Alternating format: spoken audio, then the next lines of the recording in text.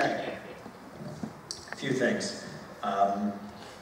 First is, I always like saying this part, I want to give you a little insight about TV, something that maybe you've sat there and watched the television and said, what is happening there? I'm going to tell you what's happening. You may have noticed that the gentleman asked me the question about, does the illegal immigrant keep my son back from being a doctor? And I didn't answer the question. I'm sure many of times before you've seen somebody interview somebody on TV and say, sir, where did you get that nice blazer from? And he responds back, I love to eat apples for dinner. The reason being is because you go into these interviews and you have 3 hard points that you want to get across. You have a limited amount of time. And at that given time, I wanted to make the emphasis about the fact that kids are not getting jobs and they're not out mowing lawns, about how significantly this has changed. That being said, let me get back to answering his question now. The question is, does it impact my son from being able to be a doctor? And the answer is yes. And here's why. Each year, there is only a certain amount of seats in medical school. And if we're not giving the American student the chance to get that spot in medical school because we're giving those spots to somebody who is here illegally, it does impact my son or your son. So the answer to that question is yes. The next question that he asked, I will give you my opinion on, and that is, do we want to train them to be doctors here and have them go back and be doctors in their homeland? So for the sake of conversation throughout the night, I'm going to refer to an illegal immigrant that I've met who is from Ireland, and his name is Jimmy O'Connor. So every time I say Jimmy O'Connor, you know I'm talking about somebody who's here illegally. There is a reason why the New York Yankees baseball team wins the World Series every year. And that is because the New York Yankees always grab and keep the greatest talent. The problem becomes, if we're training everybody to be doctors here, if we're training Jimmy O'Connor, and we never give Jimmy O'Connor the assistance to go back home and be a doctor at home, Ireland is always going to rely on the United States of America. So it's my contention, it's my no-college idea, that we should be asking them to go home and to be doctors in Ireland.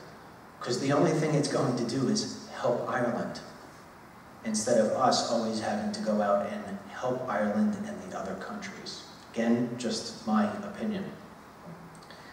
One of the things you may also hear quite often is the term Dream Act. And the Dream Act constantly gets turned down. And I can tell you, assuming that you have not seen my films, I have met and worked with numerous illegal immigrant students. I have absolutely nothing against any religion, any race, any sex. The reason why the Dream Act continuously gets turned down is because of a thing called chain migration. And to put it simply, if we give Jimmy O'Connor the Dream Act, we're taking in a lot of the O'Connors from Ireland. That's the way the Dream Act is always structured. So it's not conservatives turning down the Dream Act because they don't like kids. It's not because anybody's a racist.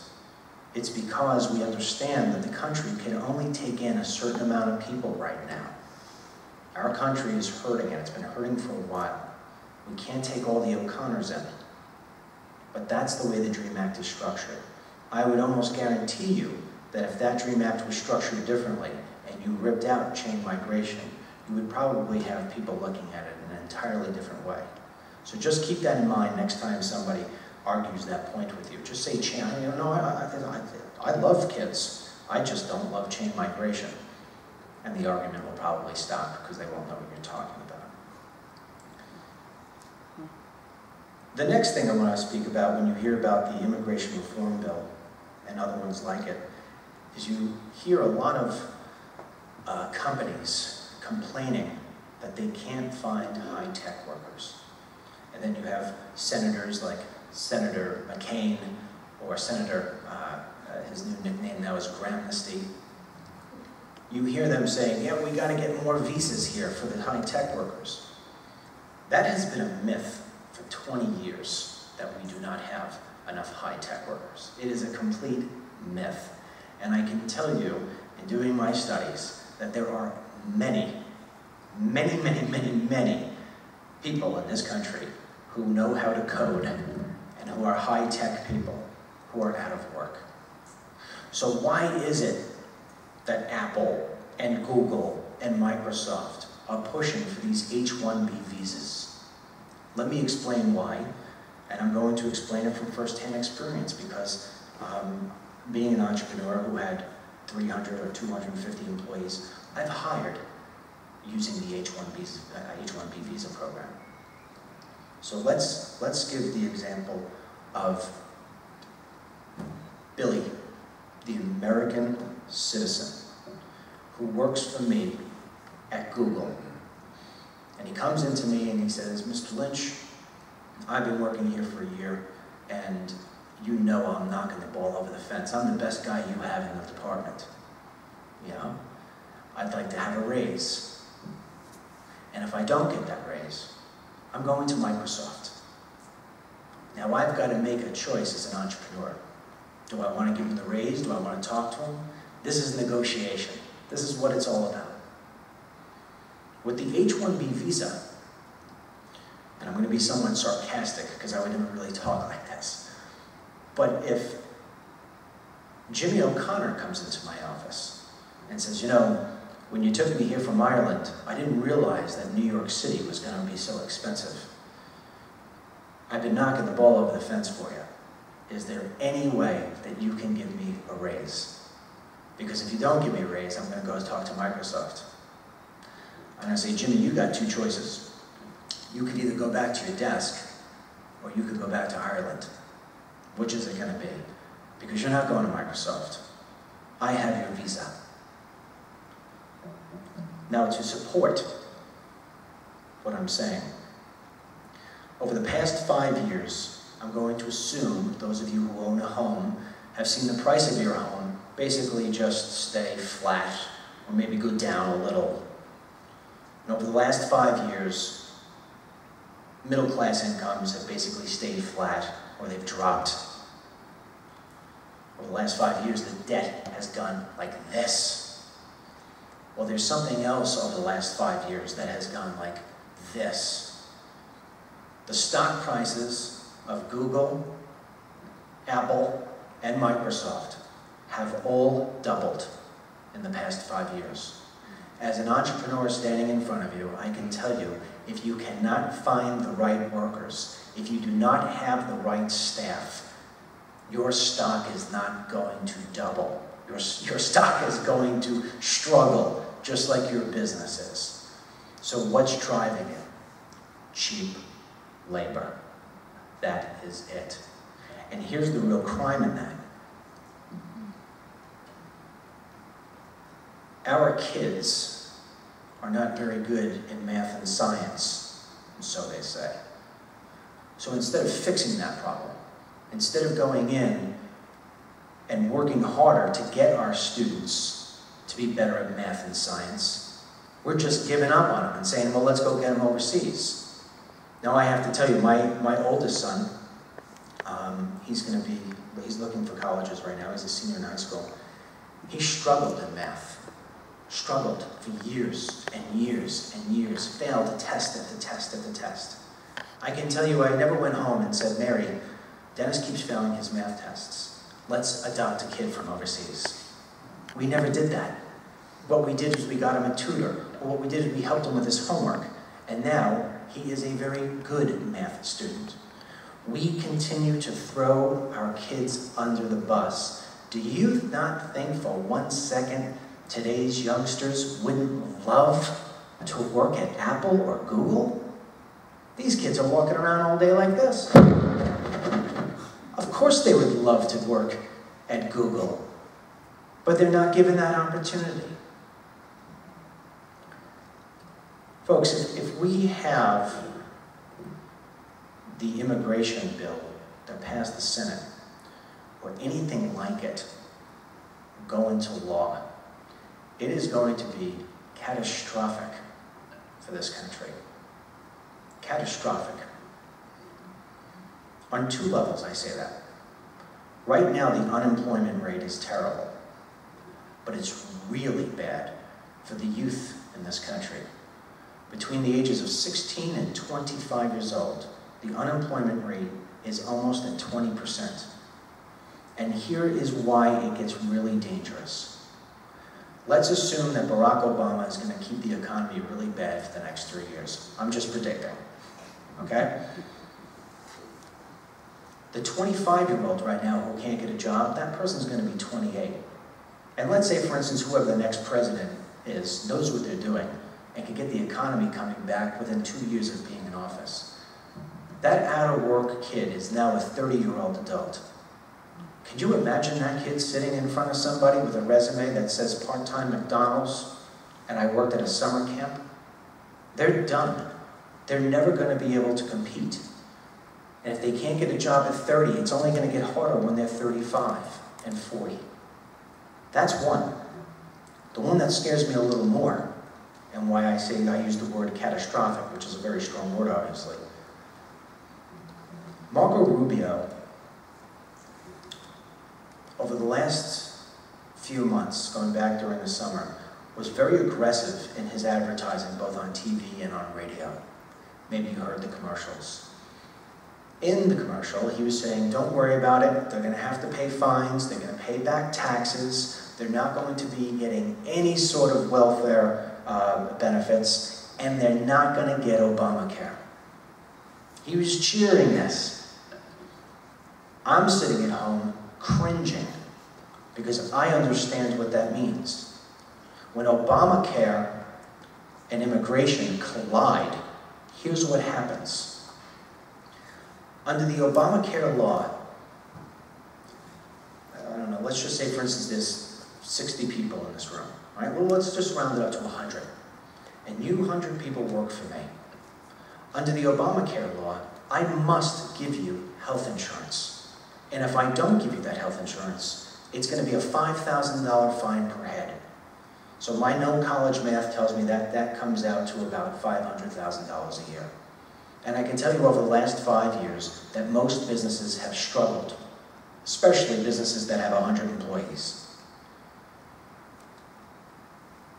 Now, if the immigration bill goes into effect, I can legally hire Jimmy O'Connor and not be subject to having to give him Obamacare. In other words, the 100 of you are going home, and 100 Jimmy O'Connors are coming in, and I'm putting $500,000 back to my bottom line. Take that story and go across every sector, every industry, every state in this country. You are going to see unemployment lines like you have never, ever imagined they can look like. Oh yeah. And to make it worse, let's assume for the moment that they're correct about the 11 million people that are here. Over 5 to 10 years, that really equates to 33 million people. 33 million new workers coming in. How does this country sustain that? To me, it's sort of like saying we have a hole in the roof, let's go buy new carpet. It makes absolutely no sense. Now figure if that 11 million number is wrong, and it's really 20 or 30 million. And that's how you come up with a catastrophe. And you can bet you could bet all the tea in China or all the money in your bank account. If Jimmy O'Connor starts applying for jobs at UPS and the Postal Office and Motorola and here at the college, and he doesn't get hired, guess who's coming in? The ACLU.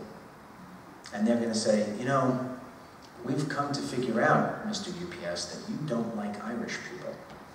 And we have a problem with that. And what's going to happen is there's going to be an enormous amount of pressure on those organizations and those companies to start hiring what is known as the provisional worker, which is only going to make it even harder for US citizens of all ages to be employed. Now, assuming everything I told you is concrete and could be backed up, and believe me it is, how can anyone create a bill that would present these sort of hardships to the American people, especially in a job market situation? Well, I'm sure you're all familiar with the term Gang of Eight, right? Right. Marco Rubio, McCain, Flake. It's a tough name to go through life with, huh? If you put those 8 men together and you calculate how many hours of operational business experience they have in their life, you come up with 0. These people have never hired a person, they have never fired a person, they have never been forced to take $5 and turn it into 10. And if you can't tell, they're good at taking your $5 and making it into -30. Now, to me, the only thing worse than the Gang of 8 is the mainstream media. So it's saying that, I'm going to go to my next clip.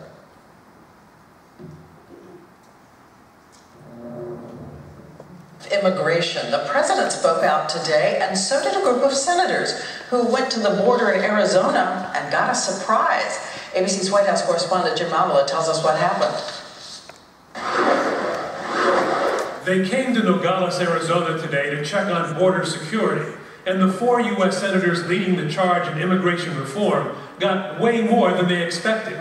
There, just a few steps away, a desperate young woman sprinting her way out of Mexico, only to be caught by the Border Patrol within seconds. Senator John McCain quickly tweeted, "Just witnessed a woman successfully climb an 18-foot bollard fence a few yards from us in Nogales. The Border Patrol has more agents than ever, nearly 22,651 miles of fence, 125 airplanes, and 6 drones patrolling the Mexican frontier, making a successful illegal crossing more difficult than ever.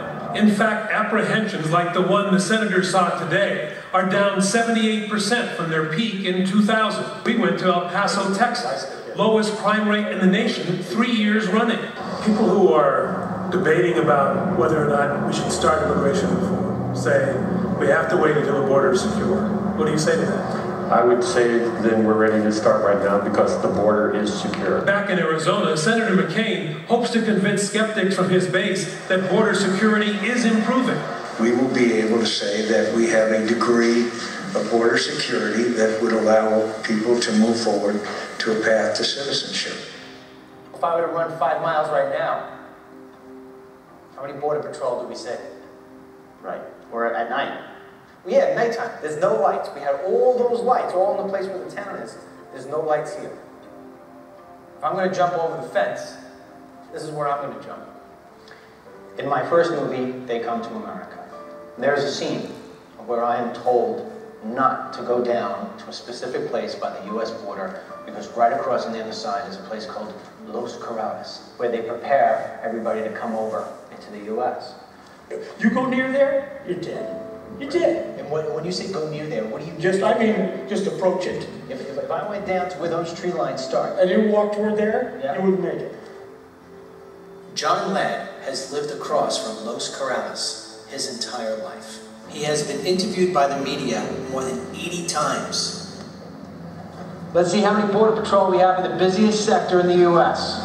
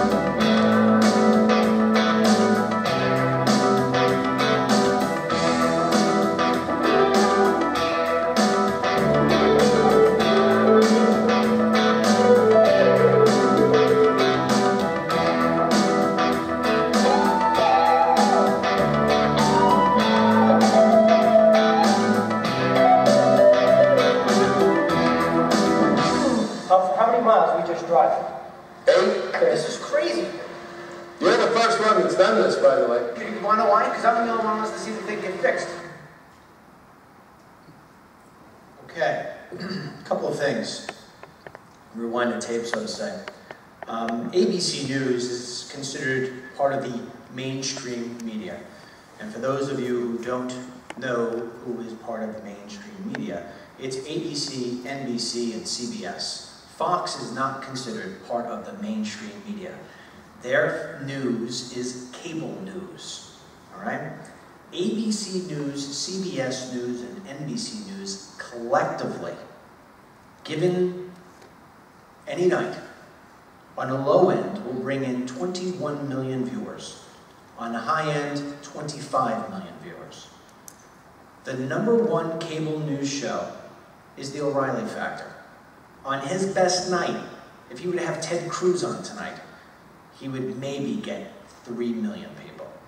Most nights he gets 2 million. Hannity, 1.6 million. Fox and Friends, 1 million. Now that you know that, many times we get frustrated with the underinformed voter. But let's give that person the benefit of the doubt. Let's say that person is one of the 25 million people who watched ABC News on a given night. They decided to watch that instead of Monday Night Football. Okay? Look at what they saw. They have one of the trusted ladies in America leading a newscast. And then they've got a voiceover saying, a desperate young woman is hopping a fence, but we have more Border Patrol agents than ever before, making it so hard for a crossing to take place. Okay. In They Come to America 1 and 2, you will see that I spend a fair amount of time along the